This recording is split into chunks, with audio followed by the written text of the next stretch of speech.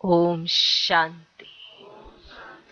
ओम शांति। आज की तारीख है 24 जुलाई 2022। अव्यक्त महावाक्य अव्यक्त बाप दादा 18 दिसंबर 1991।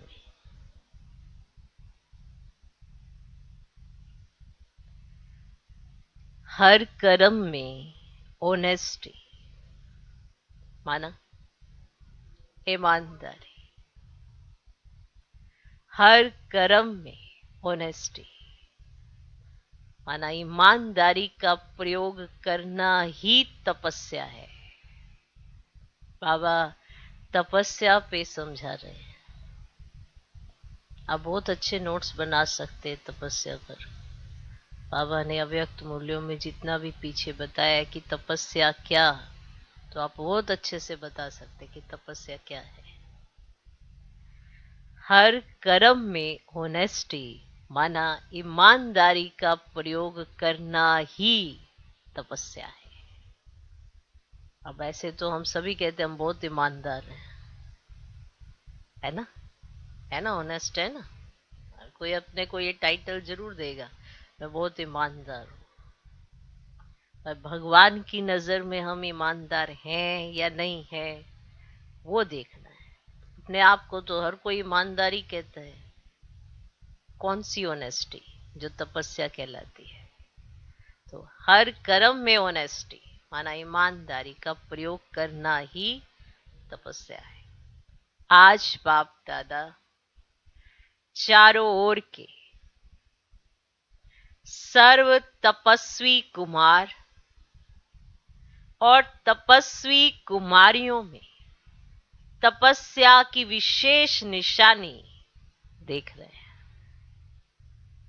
माना बाबा ने कहा तपस्वी कुमार, तपस्वी कुमारियों में तपस्या की विशेष निशानी देख रहे हैं। तपस्वी आत्मा की विशेषताएं पहले भी सुनाई है, आज और विशेषता सुना रहे हैं। तपस्वी आत्मा अर्थात सदा ऑनेस्ट आत्मा। तपस्वी आत्मा अर्थात सदा ऑनेस्ट आत्मा।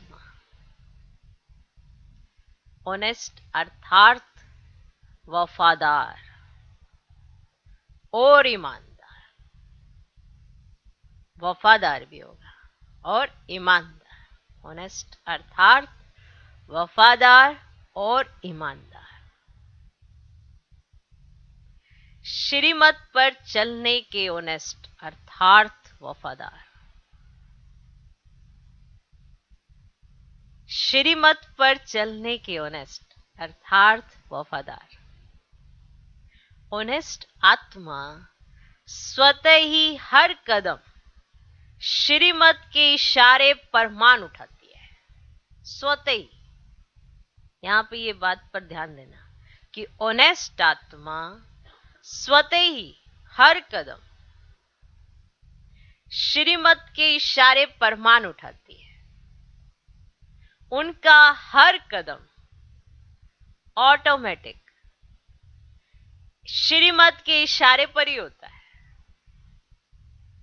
माना उन्हें अपने ऊपर जोर नहीं देना पड़ता, ये श्रीमत है या नहीं है, ऑटोमेटिक। कौन सी आत्मा है? ऑनेस्ट आत्मा। कौन सी है? ऑनेस्ट आत्मा। उनका हर कदम ऑटोमेटिक श्रीमत के इशारे पर ही होता है। ऐसे ही चलता है।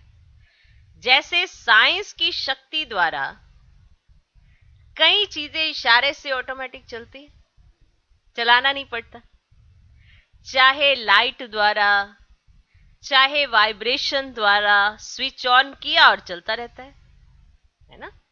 बार बार तो नहीं चलाना पड़ता ना, स्विच ऑन किया चलता रहता है। लेकिन साइंस की शक्ति विनाशी होने के कारण अल्पकाल के लिए चलती है। अविनाशी बाप के साइलेंस की शक्ति द्वारा इस ब्राह्मण जीवन में सदा और स्वतः ही सह चलते रहते हैं। बाप द्वारा अविनाशी साइलेंस की शक्ति, अविनाशी बाप है तो साइलेंस की शक्ति द्वारा इस ब्राह्मण जीवन में सदा और स्वतः ही सहज चलते रहते हैं। ब्राह्मण जन्म मिलते ही दिव्य बुद्धि में बाप दादा ने श्रीमत भर दी। ये भी बहुत विशेष पॉइंट है। माना हम ब्राह्मण बने, हमें दिव्य बुद्धि गिफ्ट में मिली, और जो दिव्य बुद्धि गिफ्ट में मिली है उसमें बाप दादा ने श्रीमत भर दी है। अब आप ये नहीं कह सकते कि हमें पता नहीं था कि श्रीमत क्या है।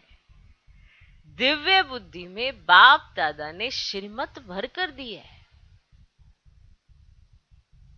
आपके पास दिव्य बुद्धि है तो श्रीमत भी है। हमें नहीं पता, हमें नहीं मालूम, ऐसा आप कह ही नहीं सकते, क्योंकि आपके पास कौन सी बुद्धि है? दिव्य बुद्धि। साधारण थोड़ा है। तो ब्राह्मण जन्म मिलते ही, इसीलिए कोई ये सोचे कि मुझे श्रीमत याद नहीं रहती, ऐसा नहीं है, या हमें मुरलियां याद नहीं रहती। मुरलियां यहाँ है, और ये भी पता है कि हमें कब कहाँ क्या करना चाहिए। उसके विपरीत जाके कुछ करते हैं तो मनमत और परमत के साथ ही करते हैं। श्रीमत कोई ये कहे मुझे पता नहीं था ये सब होता है, ये सब करते हैं या नहीं करते हैं, ऐसा नहीं है। ब्राह्मण बने, दिव्य बुद्धि मिली, तो बाप दादा ने दिव्य बुद्धि में श्रीमत भर कर दी। बहुत विशेष पॉइंट है। ऑनेस्ट आत्मा उसी श्रीमत के इशारे से नेचुरल सहज चलती रहती है। ये जो ऑनेस्ट आत्मा होती है, बहुत विशेष विशेष पॉइंट आएंगे, आपको ध्यान देना है कि हम सभी अपने आप को ऑनेस्ट कहते हैं, ईमानदार कहते हैं, वफादार कहते हैं, लेकिन भगवान हमें क्या कहते हैं? क्या हम श्रीमत पर एक्यूरेट चलते हैं या उसमें मनमत परमत मिक्स करते हैं? होता क्या है? इसीलिए आपको बीच बीच में अटेंशन खिंचवा रहे, ध्यान जरूर देना। तो आप फिर कभी कंप्लेंट नहीं करेंगे कि हमें पता नहीं था, ऐसा भी करते हैं, नहीं करते। दिव्य बुद्धि गिफ्ट में मिली है, उसमें श्रीमत भरकर मिली है। ऑनेस्ट आत्मा उसी श्रीमत के इशारे से नेचुरल सहज चलती रहती है। तो ऑनेस्ट की पहली निशानी, हर सेकंड हर कदम श्रीमत पर एक्यूरेट चलना। तो ऑनेस्ट की पहली निशानी लिख लो, क्योंकि फिर आप अपने आप से ही पूछोगे ना, मैं ईमानदार हूं, वफादार हूं या नहीं हूं। कोई आपसे नहीं पूछेगा, आप अपने आप से पूछना। तो ऑनेस्ट की पहली निशानी, हर सेकंड हर कदम श्रीमत पर एक्यूरेट चलना। चलते सभी हैं, चलते सभी हैं, लेकिन चलने में भी अनेक प्रकार की भिन्नता हो जाती है। कोई सहज और तीव्र गति से चलते हैं, बड़ी सहजता से चलते हैं और तीव्र गति से चलते हैं, क्योंकि उस आत्मा को श्रीमत स्पष्ट सदा स्मृति में रहने के कारण समर्थ है। कई बड़े सहज चलते हैं और स्पष्ट चलते हैं, ऐसा उन्हें कोई डिफिकल्टी ना ही तो उनके जीवन में नजर आती है, और श्रीमत वो भूले ऐसा भी नहीं दिखाई देता। बड़े समर्थ रीति से चलते हैं। क्यों चलते हैं?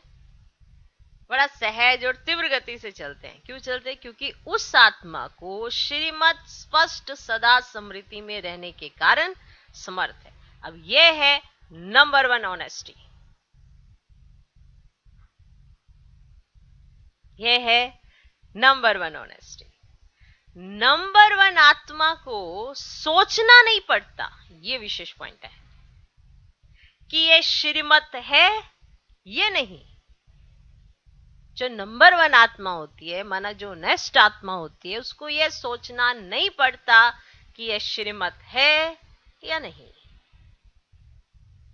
ये राइट है या रॉन्ग है। क्योंकि स्पष्ट है, क्योंकि जो वो नंबर 1 आत्मा है उसको सब कुछ स्पष्ट है। उसको ये नहीं सोचना पड़ता क्या रोंग है, क्या राइट है, ये श्रीमत है या नहीं है, उसको सब कुछ स्पष्ट रहता है। दूसरी आत्माओं को स्पष्ट ना होने के कारण कई बार सोचना पड़ता है, इसीलिए तीव्र गति से मध्यम गति हो जाती है। ये जो सेकंड नंबर वाली आत्माएं जाती हैं क्योंकि उनको स्पष्ट नहीं रहता है, और जो पहले नंबर में ऑनेस्ट आत्मा है उनको स्पष्ट रहता है क्या श्रीमत है, क्या नहीं है, क्या रोंग है, क्या राइट है। और जो ये दूसरी आत्माएं, उनको जिनको स्पष्ट नहीं रहता तो उन्हें कई बार सोचना पड़ता है, एक ही पॉइंट पे बार बार सोचना पड़ता है, करना है नहीं करना, करना है कि नहीं करना, पता नहीं इसमें श्रीमत है या नहीं है, ये कर सकते कि नहीं कर सकते हैं। तो ये तीव्र गति से मध्यम गति हो जाती है। साथ साथ कोई सोचता है, कोई थकता है। क्लियर? ये सब हम सभी अपने आप को ऑनेस्ट आत्माएं कहते हैं। अब भगवान की नजर से देखो ऑनेस्ट आत्माएं क्या होते हैं। तो साथ साथ कोई सोचता है, कोई करता है, और फिर थकते हैं। कोई करता है, कोई थकता है। अब देखो इतना सोचना पड़ेगा तो थक भी तो जाओगे नहीं। कोई कार्य करना है और आपको बार बार सोचना पड़ रहा है, तो फिर आप क्या हो जाओगे, इतना सोचोगे तो क्या हो जाओगे, थक जाओगे ना। तो कोई सोचता है, फिर चलता है, और फिर थक जाता है। चलते सभी हैं, लेकिन सोचने और थकने वाले सेकंड नंबर हो जाते हैं। जो सोचते हैं और थकते हैं, माना वो बहुत सोचते हैं, ये है नहीं है, ये रोंग है या राइट है, करना चाहिए नहीं करना चाहिए, क्या करना चाहिए, ऐसे। तो वो सेकंड नंबर। थकते क्यों है, आप बताओ, थकते क्यों है? चलते चलते श्रीमत के इशारों में मनमत परमत मिक्स कर देते हैं, इसे थक जाते हैं। क्योंकि होता क्या है, जब आपको कोई श्रीमत दी जाती है तो उस पे आप ऐसा क्यों कहा गया है, ऐसा जब विचार आता है आपके अंदर, ऐसा क्यों कहा गया है, तो आपने मनमत डाली है। अब आप उस पे और विचार किए जा रहे हो, फिर आप किसी और की राय लेना शुरू कर देते हो। तो मनमत और परमत श्रीमत में डालने से आप थक जाते हो। सीधा रास्ता है, पर आपने क्या किया, थकते क्यों है? कोई भी पॉइंट है कि बड़ी आसान सी बात है कि आपको ये करना है, अब आप क्यों करना, अभी क्यों करना है, बाद में कर लेंगे। ये जो मनमत डाली जा रही है, ये जो चीज की जा रही है, उसमें क्या हो रहा है, प्रॉब्लम हो रही है। सिंपल सी बात, सिंपल सी थ्योरी, उसमें आत्मा परेशान। अब बताओ, ऑनेस्ट है, ऑनेस्टी अपने आप के साथ, श्रीमत के साथ, तो चलते चलते श्रीमत के इशारों में मनमत परमत मिक्स कर देते हैं। इसीलिए स्पष्ट और सीधे रास्ते से भटक टेढ़े बांके रास्ते में चले जाते हैं। सीधा है, स्पष्ट रास्ता है, लेकिन भटक गए और टेढ़े बांके रास्ते में चले जाते हैं। रिजल्ट में फिर भी वापस लौटना ही पड़ता है। अब मान लो आप गलत रास्ते पे चले गए हो, तो आपको रिजल्ट तो नहीं मिलेगी ना, तो फिर भी वापस तो लौट के आओगे ही, तो लौटना पड़ता है, क्योंकि मंजिल का रास्ता एक ही, स्पष्ट, सीधा और सहज है। और ये जो टेढ़े टेढ़े रास्ते में चले जाते हैं, उससे क्या है, खुद को ही डिफिकल्टी में डाल दिया है। रास्ता बड़ा सीधा सा, बड़ा ही स्पष्ट सा, लेकिन अब श्रीमत याद नहीं है। अब आपने अपनी मनमत डाल दी है, परमत डाल दी है, रास्ता बड़ा स्पष्ट था, अब आप गए टेढ़े बांक के रास्ते में, थक गए, फिर से वापस लौट के आओगे, क्योंकि रास्ता तो एक ही है और आपने इधर उधर चले गए। तो रिजल्ट में फिर भी वापस लौटना पड़ता है, क्योंकि मंजिल का रास्ता एक ही स्पष्ट, सीधा और सहज है। सीधे को टेढ़ा बना देते हैं। तो आप सोचो, टेढ़ा चलने वाला कहां तक चलेगा? किस स्पीड से चलेगा? और परिणाम क्या होगा? जो टेढ़ा टेढ़ा चलता है सीधा सीधा रास्ता पर जो टेढ़ा टेढ़ा चलता है, उसका परिणाम क्या होगा? थकान और निराश होकर लौटना। इसीलिए सेकंड नंबर हो जाता है। माना श्रीमत तो आपको सीधा सीधा रास्ता बता रही है, पर अब आपको श्रीमत में कुछ ना कुछ मिक्सिंग करने की इतनी आदत पड़ी है, कुछ तो मिक्स करना ही है। तो मिक्स करेंगे और फिर वो जब मंजिल नहीं मिलेगी, फिर वापस से श्रीमत पर आएंगे, तब तक थक चुके होंगे। रास्ता बड़ा सीधा था, इसलिए सेकंड नंबर हो जाता है। सिर्फ इसमें नहीं खुश हो जाना कि हम तो चल रहे हैं,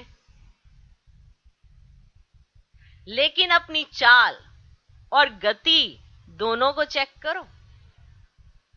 चल तो रहे हो, लेकिन किस गति से चल रहे हो? कौन सी चाल? ऐसे से लहरा लहरा के चलोगे तो कैसे पहुंचोगे? स्पष्ट है ना? तो अपनी चाल और गति को भी चेक करो। तो समझा ऑनेस्टी किसको कहा जाता है? समझा किसको कहा जाता है? श्रीमत पर एक्यूरेट चलने को। उसमें मन मत, पर मत, बड़े सारे संकल्प ऐड करके अगर आपने चलना ही है बाद में, तो अब तब तक आप थक चुके होते हो। और यह थकान हमारे अपने संकल्पों की वजह से होती है, और कोई नहीं हमें थका रहा। स्पष्ट स्पष्ट। ऑनेस्ट आत्मा की और निशानी है, और भी निशानी है। वह कभी किसी भी खजाने को वेस्ट नहीं करेगा। ऑनेस्ट आत्मा की एक और भी निशानी है, वह कभी भी किसी खजाने को वेस्ट नहीं करेगा। सिर्फ स्थूल धन व खजाने की बात नहीं है, लेकिन और भी अनेक खजाने आपको मिले हैं। ऑनेस्ट संगम युग के समय के खजाने को एक सेकंड भी वेस्ट नहीं करेगा। संगम के खजाने को एक सेकंड भी वेस्ट नहीं करेगा ऑनेस्ट आत्मा, क्योंकि संगम का एक सेकंड वर्ष से भी ज्यादा है।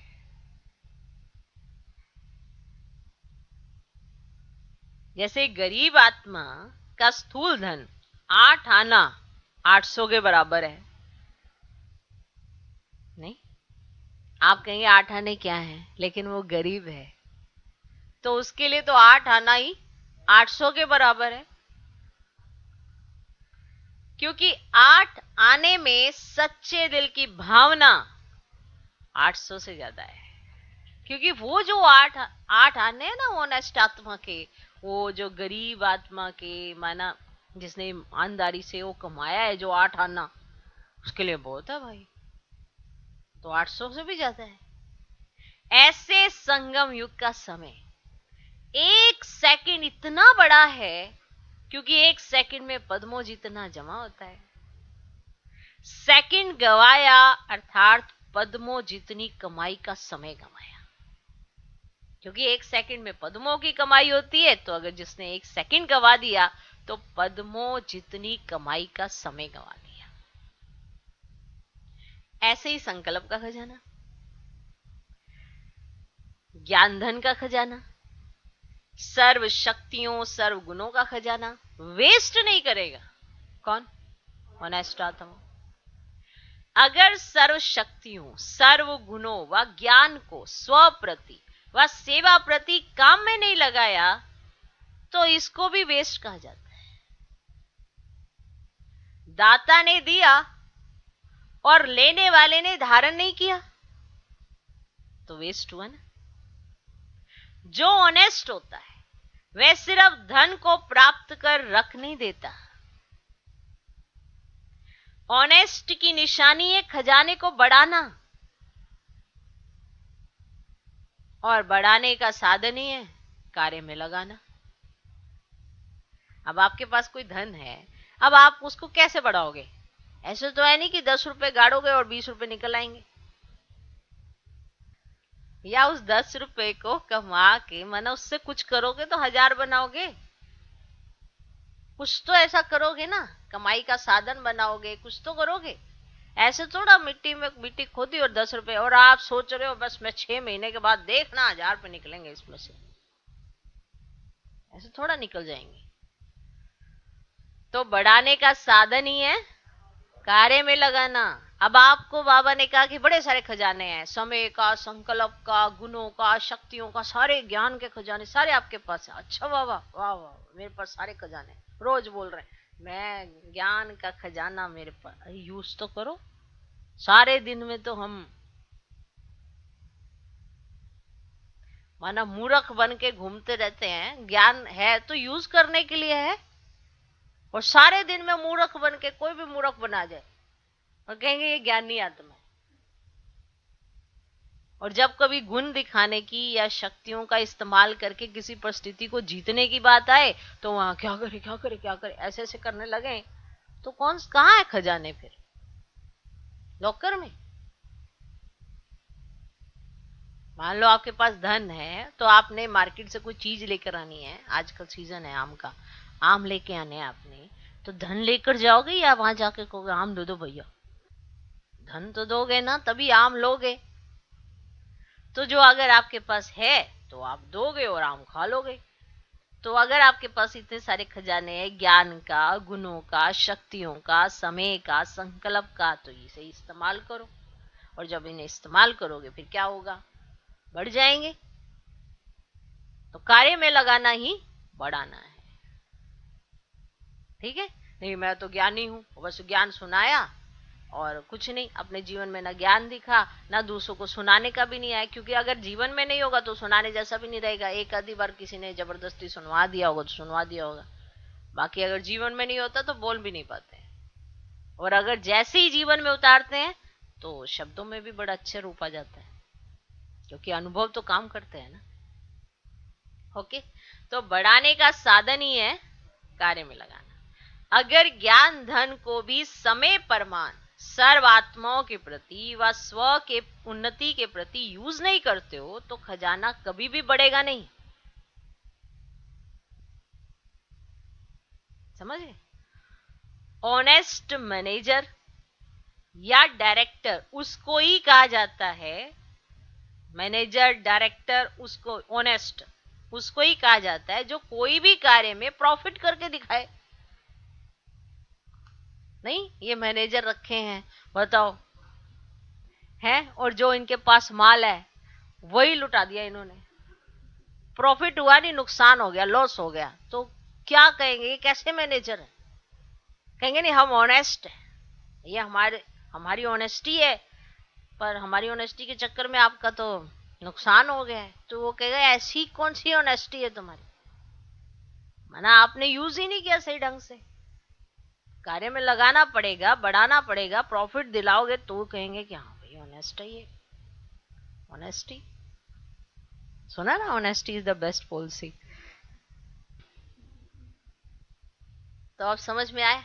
ऑनेस्ट मैनेजर या डायरेक्टर उसको ही कहा जाता है जो कोई भी कार्य में प्रॉफिट करके दिखाए, प्रगति करके दिखाए। ऐसे ही संकल्प के खजानों को, गुणों को, शक्तियों को कार्य में लगाकर प्रॉफिट करने वाले हैं या वेस्ट करने वाले हैं। ऑनेस्ट की निशानी है वेस्ट नहीं करना, प्रॉफिट करना। अपना तन, मन और स्थूल धन, ये तीनों ही बाप का दिया हुआ खजाना है।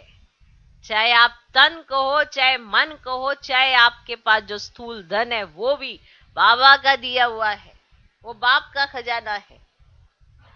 आप सब ने तन, मन, धन व वस्तु जो भी थी वो अर्पण कर दी, कर दी। संकल्प किया कि सब कुछ तेरा। ऐसा नहीं थोड़ा धन मेरा थोड़ा बाप का, थोड़ा धन मेरा थोड़ा बाप का। थोड़ा धन किनारे रखे, जेब खर्च रखा है, थोड़ा थोड़ा आई विल के लिए किनारे करके रखा है। आई विल के लिए किनारे कर रखना, ये समझदारी है, ये समझदारी है। जितना ही मेरा होगा उतना ही जहां मेरा मेरा होता वहां बहुत बातें हेरा फेरी होती है, क्योंकि उसको छिपाना पड़ता है ना। भक्ति मार्ग वाले भी समझते हैं ये मेरे मेरे का फेरा है, इसीलिए जब सब कुछ तेरा कह दिया तो कोई भी तन मन या धन वस्तु, सिर्फ धन नहीं लेकिन वस्तु भी धन नहीं है ना, कोई भी वस्तु भी। माना कई बार हम कहते हैं ना हमने बाबा को ये धन दिया, तो धन नहीं लेना, धन नहीं लेना, और वस्तु दी, वस्तु ले ले, तो वस्तु भी क्या है? धन है, वस्तु भी धन है। देकर ली तो ले ली, माना ये संस्कार धीरे धीरे इतना पक्का हो जाएगा पता भी नहीं चलेगा, और फिर धन भी मांग लेंगे। ऐसा बहुतों ने किया, ऐसी बात नहीं किया नहीं। बाप के घर में लगाने के बजाय लेना शुरू, फिर कहेंगे अरे बाबा ये आपका भी तो मेरा ही है। तो वस्तु भी तो धन से ही बनती है। किससे बनती है वस्तु? वस्तु बनती किससे है? धन से ही बनती है ना। तो कोई भी वस्तु, कोई भी स्थूल धन, कोई भी मन से संकल्प और तन से व्यर्थ कर्म करना या व्यर्थ समय गंवाना तन द्वारा, यह भी वेस्ट में गिना जाएगा। चाहे आपने कोई वस्तु के प्रति अपना आकर्षण रखा है, चाहे कोई वस्तु आपने ले देकर फिर वापस ले ली है। धन देकर तो सोचते ना ना धन कैसे वापस ले सकते हैं, अरे पाप लगेगा, और वस्तु देकर वापस ले ली। कोई भी चीज बाप की थी ना, बाप की थी ना। कोई भी वस्तु भी धन से ही बनती है ना। तो कोई भी वस्तु, कोई भी स्थूल धन, कोई भी मन से संकल्प, अगर बाप की श्रीमत परमान संकल्प नहीं है, तो अगर आपने संकल्प चला लिए तो वही वेस्ट में है। और तन से आपने कोई ऐसा व्यर्थ कर्म कर लिया या व्यर्थ समय गवाया तन के द्वारा, तो यह सब भी वेस्ट में गिना जाएगा। जहां भी रहते हो, चाहे प्रवृत्ति वाले हैं, है ना, घर गृहस्थ में रहते हैं, चाहे वो भी, चाहे सेंटर वाले हैं, चाहे मधुबन वाले हैं, सबका तन मन धन बाप का है। वह प्रवृत्ति वाले समझते हैं कि हम समर्पण तो है नहीं, तो मेरा ही है। नहीं, ये तो बाप की अमानत है। ये तन किसका है? बाप की अमानत है। आपने ही तो कहा तन मन धन सब तेरा बाबा। एक तरफ कहते हो और दूसरी तरफ आप ले लेते हो अपने कार्य के प्रति। तो ऑनेस्टी अर्थात अमानत में कभी भी खयानत नहीं करे। माना किसी भी चीज में अगर आपने मेरापन रखा, ये तो मेरी चीज है, ये तो मुझे ऐसा करना है, ये तो मेरे को ऐसा करना है। आपने तन भी इस्तेमाल कर लिया श्रीमत के विपरीत जाकर, आपने मन में संकल्प भी ऐसे चला दिए श्रीमत के विपरीत जाकर, और आप सोचते हैं तन मन धन सब बाप का है। आप श्रीमत के विपरीत जाकर माना कार्य कर रहे हैं, तो अमानत में खयानत कर रहे हैं। वेस्ट करना अर्थात अमानत में खयानत करना। देखो ध्यान से सुनोगे तभी कोई परिवर्तन होगा। कोई भी है, माँ बाप जब अपने बच्चों को समझाते हैं और अगर बच्चे ध्यान से नहीं सुनते हैं तो परिवर्तन आ जाएगा। भले कहेंगे हाँ हाँ हाँ मम्मी, हाँ पापा, ऐसे बोलेंगे, पर पता है कुछ नहीं सुना इन्होंने, कुछ नहीं सुना इन्होंने। और अगर बच्चे कंसंट्रेट होकर सुनते हैं, ध्यान देते हैं, तो फिर माँ बाप को लगता है कि आज हमारा समझाया इसके अंदर गया, अभी इसके कर्मों में नजर आएगा और इसका जीवन ठीक हो जाएगा। लेकिन अगर माँ बाप के समझाने पर बच्चे इग्नोर करते, हाँ हाँ आ गया आ गया आ गया, हमें आगे समझ, हमें बहुत समझदार है। समझदार होते तो ऐसे ऐसे काम ही क्यों करते जिसपे माँ बाप को समझाना पड़ जाए बार बार। कई बच्चे कहते हैं हम बड़े समझदार है, बड़े समझदार है, तो फिर ऐसी एक्ट ही क्यों करते हो जो छिपानी पड़ जाए? समझदार हो ना तो ओपन रहो, क्यों अमानत में खयानत करते हो? आपने कहा बाबा ये सब कुछ आपका है, माना भगवान से प्रतिज्ञा करके भी अमानत में खयानत कर देना, कितना भारी बोझा चढ़ेगा उसका तो अंदाजा भी नहीं लगाया जा सकता। तो ऑनेस्ट की निशानी वे अमानत में कभी भी खयानत कर नहीं सकता, छोटी सी वस्तु को भी वेस्ट नहीं करेगा। कई बार अपने बुद्धि के अलबेलेपन के कारण व शरीर द्वारा कार्य में अलबेलेपन के कारण छोटी छोटी वस्तु वेस्ट भी हो जाती है। माना ठीक ठाक थी लेकिन आपके अलबेलेपन के कारण वो छोटी छोटी वस्तुएं भी वेस्ट हो गई। फिर यह सोचते हैं कि मैंने ये जानबूझकर नहीं किया, लेकिन हो गया। हो गया अर्थात अलबेलापन। कहेंगे हमने तो जानबूझ के थोड़ा किया, लेकिन हो गया। लेकिन हो गया अर्थात अलबेलापन, चाहे बुद्धि का हो चाहे शरीर के मेहनत का अलबेलापन हो, दोनों प्रकार का अलबेलापन वेस्ट कर देता है। तो वेस्ट नहीं करना है, 1 से 10 गुना बढ़ाना है, ना कि वेस्ट करना है। जिसको बाप दादा सदा एक स्लोगन में कहते हैं, कम खर्चा बाला नशीन, कम खर्चा बाला नशीन। ये है बढ़ाना और वो है गंवाना।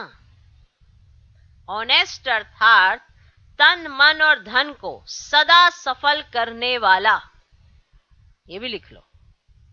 ऑनेस्ट अर्थात तन मन और धन को सदा सफल करने वाला, यह है ऑनेस्ट आत्मा की निशानी। तो तपस्वी अर्थात यह सब ऑनेस्टी की विशेषताएं हर कर्म में प्रयोग में आवे, उसे कहेंगे तपस्वी। तो यह ऑनेस्टी की जो विशेषताएं बताई वो हर कर्म में प्रयोग में आवे। ऐसे नहीं कि समाया हुआ तो सब है, जानते भी सब हैं, लेकिन नहीं। तपस्या योग का अर्थ ही प्रयोग में लाना। आप ऐसे योगी नहीं हो, ऐसे समाधि लगाई, ऐसे किया और सोचा हम तो बड़े तपस्वी हैं। जो तप रहा है, जो बना रहे हो, जो अपने अंदर भर रहे हो, उसको यूज करके आपके जीवन के चरित्र में नजर आना चाहिए, तब कहेंगे तपस्वी। तपस्या योग का अर्थ ही है प्रयोग में लाना। अगर इन विशेषताओं को प्रयोग में नहीं लाते तो प्रयोगी नहीं तो योगी भी नहीं। अगर आप यूज ही नहीं करते इन विशेषताओं को, आपके जीवन में नहीं दिखाई देती हैं, तो आप प्रयोगी भी नहीं हो और प्रयोगी नहीं हो तो फिर योगी भी नहीं हो। ये सब खजाने बाप दादा ने प्रयोग करने के लिए दिए हैं। और जितना प्रयोगी बनेंगे तो प्रयोगी की निशानी है, आप प्रयोगी हो या नहीं, प्रयोगी की निशानी है प्रगति। माना वो आगे बढ़ता हुआ नजर आएगा। प्रयोगी की निशानी है प्रगति। अगर प्रगति नहीं होती है तो प्रयोगी नहीं।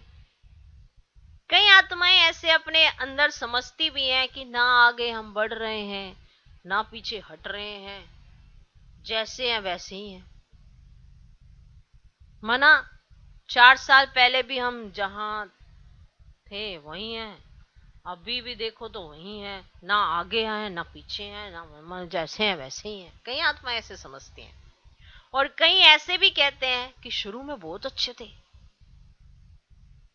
बहुत नशा था, अभी नशा कम हो गया है। ना अब आप देखिए, ये बड़े नशे के साथ ना हम एक दूसरे को सुनाते हैं, मेरा पहले बड़ा नशा था, माना अपनी बेइज्जती अपने मुंह से ही। है ना। कोई किसी को कहता है अरे मैं ना बार बार फेल हुआ, 10 बार फेल हो चुका हूं, कोई कहता है ऐसा? लेकिन ये बात कहते हुए ना लज्जा भी नहीं आएगी। देखो, है सोचेंगे कि शायद इसको लग रहा होगा कि किसी और ने इसका नशा कम कर दिया। अरे भैया, ये ज्ञान है। ज्ञान में कोई किसी का वो ना नशा कम कर सकता है ना नशा बढ़वा सकता है। ये सारी कला आपके अंदर होनी चाहिए, क्योंकि परमात्मा मुरली तो आपके पास जा रही है, उसके पास भी जा रही है। और अगर अभी भी मुरली में भी आपको नशा नहीं चढ़ रहा तो उसका कारण आप स्वयं है, कोई और नहीं है, कोई भी नहीं है। ये सबके हाथ में भी आते हैं ना मुरलियां, तो वहां से खुद पढ़ के अपना नशा चढ़ाओ। कहीं कहते नहीं हमारी हमारी बहन जी ऐसे सुनाती है ना, ऐसे नहीं सुनाती ना, ऐसे सुनाए ना तो हमें भी नशा चढ़। बहन जी ने थोड़ा मुरली आपके अंदर घोट के डालनी है, सबके हाथ में आती है, सबके आज तो मोबाइल में आती है, आप घोट लो। नशा तो अपनी घोट तो नशा चढ़े, ये है गायन। ऐसे थोड़ा कोई और घोटेगा और आपको पिलाएगा नशा चढ़ जाएगा। आपका पुरुषार्थ कोई और कर ले और आपको नशा चढ़ जाए, ऐसा नहीं होता ना। तो कोई ये कहते हैं जैसे एक दूसरे को सुना, पहले मेरा बड़ा नशा था, अरे क्या जबरदस्त मेरा नशा, मैं तो बहुत अच्छी सेवाएं करती थी या करता था, मेरा भाव भाव के ऐसे करने का दिन माना।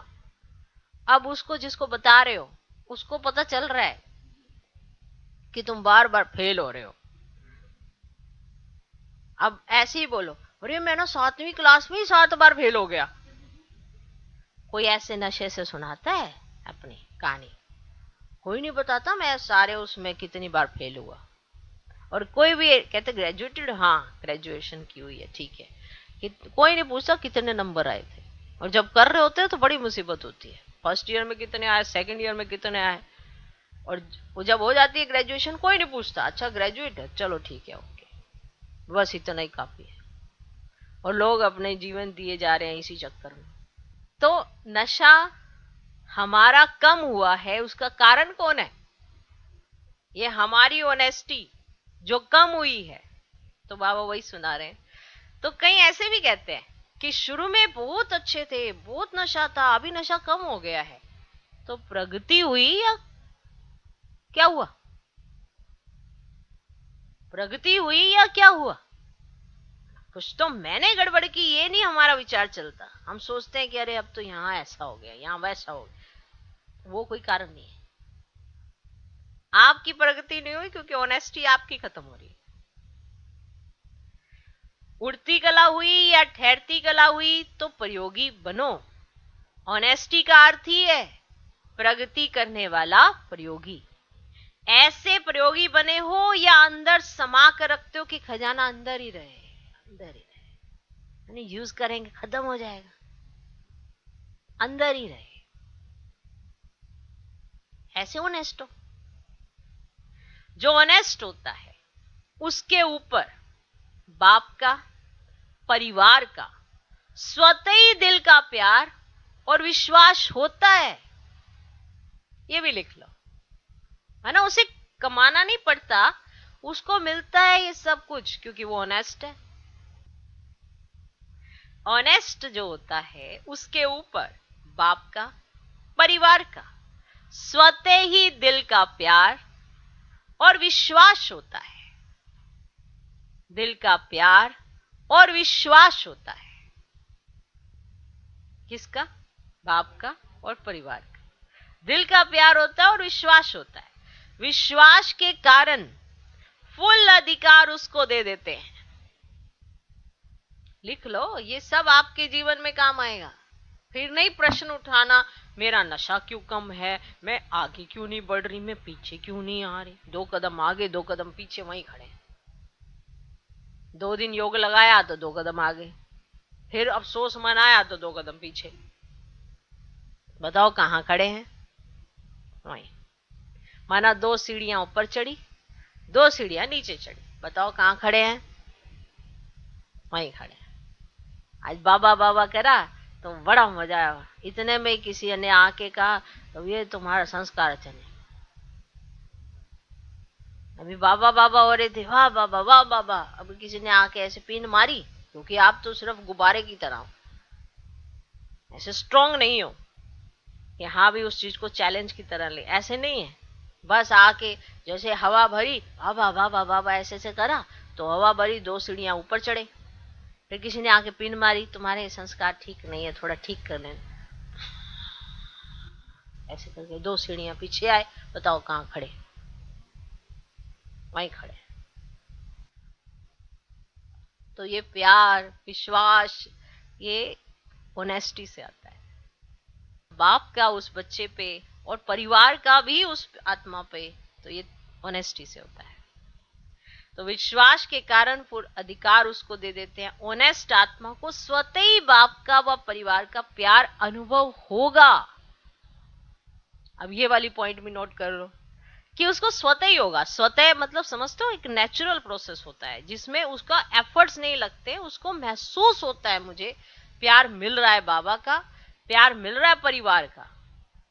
नहीं कहते हो मुझे तो कोई प्यार ही नहीं करता, मुझे कोई प्यार ही नहीं करता। आप में से है कोई ऐसे जगह मुझे तो कोई प्यार नहीं करता? ऐसे कोई कहता हो तो बताओ जरा, मैं उसका क्लियर कर दूं। जब मैंने सुना था ऐसे किसी को कहते हुए तो मैं, हैं, ऐसे चक्कर से आ गया, तो मुझे तो कोई प्यार नहीं करता। ये सारी दुनिया से छुपा के बाप ने अपनी गोद में रखा, कोई कुछ लग ना जाए, और तुम्हें कोई प्यार नहीं करता।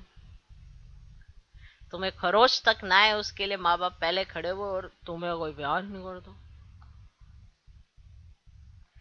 तो ऑनेस्ट आत्मा को स्वतः ही बाप का व परिवार का स्वतः ही प्यार अनुभव होगा।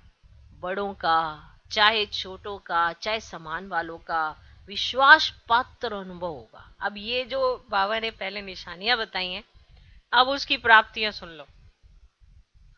ऑनेस्ट आत्मा की ये निशानियां सुन ली, अब प्राप्तियां सुन लो कि उसको ये सब चीजें महसूस होंगी। चाहे बड़े हों, चाहे चाहे छोटे हों, चाहे समान वाले हो, माना हम जीन्स हो, उसके विश्वास पात्र अनुभव होगा। ऐसे प्यार के पात्र व विश्वास के पात्र कहां तक बने हैं, यह भी चेक करो। ऐसे चलाओ नहीं कि इसके कारण मेरे में विश्वास नहीं है, तो मैं विश्वास पात्र कैसे बनूं? अपने को पात्र बनाओ। कई कहते हैं ना, अरे इसने मैंने ना चुगली कर दिया, आगे पता नहीं क्या क्या बातें कह दी हैं मेरे खिलाफ, मेरे प्रति इतना अच्छा था, इसने ऐसी ऐसी चुगलियां लगाई हैं जो मेरे प्रति विश्वास ही खत्म हो गया। ये है कारण मेरा विश्वास कम करवाने का। तो बाबा आज वो बता रहे हैं, इसलिए हम भी आपको कई बार बताते हैं। क्या बताते हैं? कोई किसी के आगे बढ़ने का, पीछे हटने का कोई कारण नहीं होता। हमारी स्वयं की स्थिति होती है, आगे बढ़ाती है, पीछे हटाती है। जिस घड़ी आपका चिंतन अपने प्रति चलेगा, उस घड़ी से परिवर्तन होगा। वरना आप लगाए जाओ व्यक्ति पे, वस्तु पे, परिस्थिति पे, सब पे दोष धरो। बाबा हमेशा कहते हैं अपना परिवर्तन करना है तो अपने पर ध्यान दो। अपने पे ध्यान देना माना मुझ में क्या कमी है जिसे मुझे निकालना है। अपने पे कम, दूसरे पे ज्यादा, तो निकलेगा कहां से? तो विशेष पॉइंट कि कई बार ऐसे कहते हैं कि इसके कारण मेरे में विश्वास नहीं है, तो मैं विश्वास पात्र कैसे बनूं? अपने को पात्र बनाओ। कई बार ऐसे कहते हैं कि मैं तो अच्छा हूं, लेकिन मेरे में विश्वास ही नहीं है। मैं अच्छा हूं, मैं बहुत अच्छा हूं, मैं ऑनेस्ट भी हूं, ईमानदार भी, वफादार, सब कुछ हूं मैं, पर मेरे में ना किसी का विश्वास ही नहीं। पता नहीं क्या कर रखा है किसी ने। फिर उसके कारण ना लंबे चौड़े सुनाते हैं, वह तो अनेक कारण बताते। देखो एक पॉइंट क्लियर हो गया ना आपको, तो फिर ये सारी मुरली आपको स्पष्ट हो जाएगी बाबा कहना क्या चाहते हैं। वरना आप लगे जाओ, स्पष्ट ही नहीं हो पाएगी। तो वह तो अनेक कारण बताते भी हैं और कई कारण बनते भी हैं, लेकिन ऑनेस्टी दिल की, दिमाग की भी ऑनेस्टी चाहिए। क्योंकि आपके दिमाग में कुछ, दिल में कुछ, दिमाग कुछ सोचे, दिल कुछ सोचे, तो बताओ ऑनेस्टी कहां से आएगी? फिर आप लगे रहो कि मेरा ना विश्वास ना इसने तोड़वाया, मेरी चुगली सारी इसने करी है, वरना तो मेरे पे बड़ा प्यार था जब मैं शुरू शुरू में आई थी। अगर सब प्रकार की ऑनेस्टी है तो ऑनेस्टी अविश्वास वाले को आज नहीं तो कल विश्वास में ला ही देगी। जिसे कहते हैं ना, सच को सिद्ध नहीं करो। अगर आप समझते हो कि सामने वाला मुझ पे विश्वास नहीं कर रहा है, कोई बात नहीं ना, आप बेस्ट दो, उसको ला देगी। जैसे कहावत है, सत्य की नाव डूबती नहीं है लेकिन डगमग होती है। तो कहावत है, सत्य की नाव डूबती नहीं है लेकिन डगमग होती है। तो विश्वास की नाव सत्यता है। अगर आप सच्चे हो, आपको अपने आप पे विश्वास है, तो विश्वास रखो। आज जो आप पर अविश्वास करे, कल विश्वास करने लगेंगे। प्रूफ नहीं करना ज्यादा, तो जिद नहीं करना। जिद करा तो आप असत्य हो। तो विश्वास की नाव सत्यता है, ऑनेस्टी है तो डगमग होगी, लेकिन अविश्वास पात्र बनना अर्थात डूबेगी नहीं। इसीलिए सत्यता की हिम्मत से सत्यता की हिम्मत से विश्वास पात्र बन सकते हो। कहीं कहते हैं मैं कैसे समझाऊं किसको, मैं कैसे बताऊं मैं ठीक कह रही हूं, मैं सच कह रही हूं, मैंने कुछ नहीं ऐसा किया। वो जरूरत नहीं है ना, ड्रामा में नोंद है, रील तो नोंदी हुई है ना अच्छी वाली, आपने जो अच्छा किया। तो परवाह क्यों करते हो, भगवान के रजिस्टर में आपका नाम है। ये एक दूसरे के ऊपर अपना वो बनाने के चक्कर में आप कुछ ना कुछ अगड़म बगड़म जरूर करोगे। नहीं समझ आया? तो पहले भी सुनाया था ना कि सत्य को सिद्ध नहीं किया जाता है, सत्य स्वयं में ही सिद्ध है। तो सत्य को सिद्ध नहीं करो, सत्य स्वयं में ही सिद्ध है। सिद्ध नहीं करो लेकिन सिद्धि स्वरूप बन जाओ। तो समय के गति के प्रमाण, अभी तपस्या के कदम को सहज और तीव्र गति से आगे बढ़ाओ। समझा? तपस्या वर्ष में क्या करना है? अभी भी कुछ समय तो पड़ा है। इन सब विधियों को स्वयं में धारण कर सिद्धि स्वरूप बनो। अच्छा, सर्व ऑनेस्ट आत्माओं को लिख लो। सर्व ऑनेस्ट आत्माओं को सदा सर्व खजानों को कार्य में लाते, सदा सर्व खजानों को कार्य में लाते, आगे बढ़ाने वाली आत्माओं को सदा तन मन धन को यथार्थ विधि से कार्य में लगाने वाली आत्माओं को, सदा तन मन धन को यथार्थ विधि से कार्य में लगाने वाली आत्माओं को, सदा अपने को विश्वास और प्यार के पात्र बनाने वाली आत्माओं को। तो सदा अपने को विश्वास और प्यार के पात्र बनाने वाली आत्माओं को, सदा वेस्ट को बेस्ट में परिवर्तन करने वाली श्रेष्ठ आत्माओं को। ये हम क्यों लिखवा रहे हैं? क्योंकि इसी में सारी मुरली का सार है। सारी मुरली का सार ये है। सदा वेस्ट को बेस्ट में परिवर्तन करने वाली श्रेष्ठ आत्माओं को, देश विदेश में दूर बैठे हुए भी समीप सम्मुख बैठी हुई आत्माओं को बाप दादा का याद प्यार और नमस्ते। हम रूहानी बच्चों की भी रूहानी बाप दादा को नमस्ते नमस्ते नमस्ते। Good morning good morning good morning. दादी जी से माना प्रकाशमणि दादी जी को सामने बैठे देख बाबा उनसे बात कर रहे हैं। ओके, ठीक है। दादी जी से, बाप की सृष्टि में भी आप हैं और दृष्टि में भी आप हैं। सुना? बाप की सृष्टि में भी आप हैं। माना बाबा ने दादी से कहा, प्रकाशमणि दादी से कहा कि बाप की सृष्टि में भी आप हैं और दृष्टि में भी आप हैं। अपनी सखी जनक को, माना दादी से जानकी दादी के लिए बाबा बात कर रहे हैं, अपनी सखी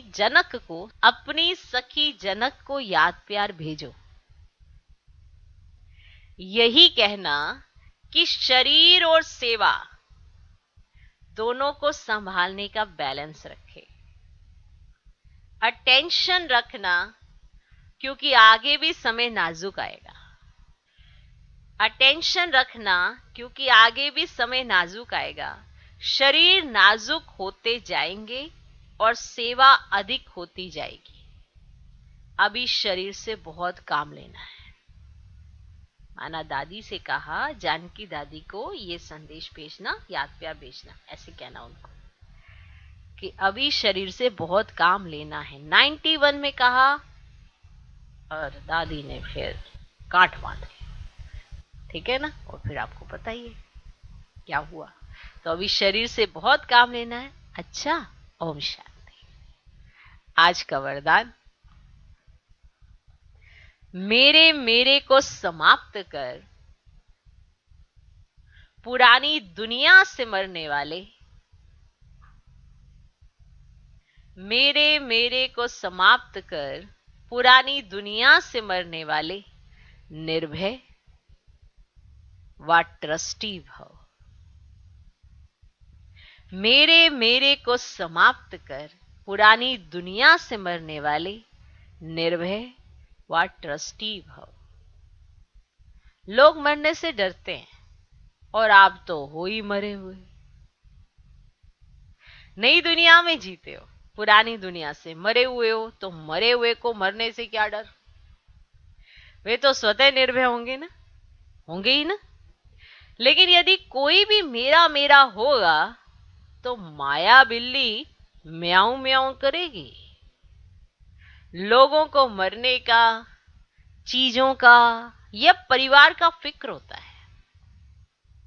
आप ट्रस्टी हो, ये शरीर भी मेरा नहीं, इसलिए न्यारे हो, जरा भी किसी में लगाव नहीं। आज का स्लोगन,